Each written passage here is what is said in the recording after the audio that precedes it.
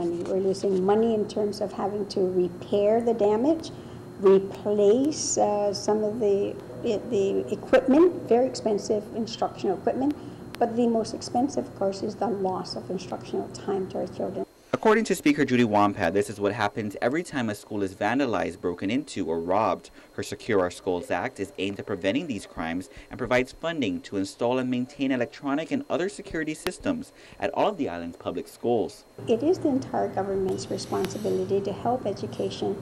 One is to keep it, safe for the children. And last week, Wampat held a meeting with stakeholders who have experience with security systems. They include the Guam Police Department, Department of Corrections, Department of Youth Affairs, the airport, and the General Services Agency. All the agencies committed in joining the Guam Department of Education on a tour of all the schools to determine risk areas and the most feasible approach to securing our schools. They're going to work with the risk assessment that the department had put together.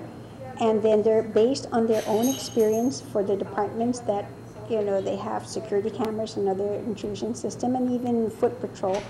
They already know how they want to keep their areas safe and secure. And so therefore they would then provide some input to DOE. GDOE administrators stated they want to implement the security systems with caution to ensure these systems will be effective in deterring criminals and that they won't be easily vandalized after they are installed.